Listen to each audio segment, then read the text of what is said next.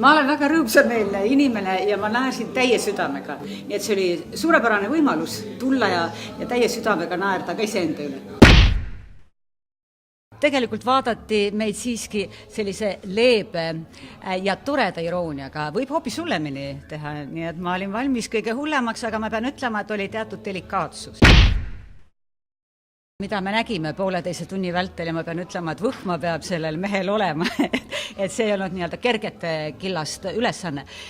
Mul praegu tundub, et need, mis ühiskonna valupunktid on, need olid ilusasti sisse toodud. Ja mis mulle sümpatiseerib veel kord, et küünlisusaste oli minimaliseeritud ja see on tähtis. Ma arvan, et ta sobiks väga hästi. Meil on ju siin mitu näitlejat olnud. Kas Tõnise või Suusi Vesikuna? Tõnisena.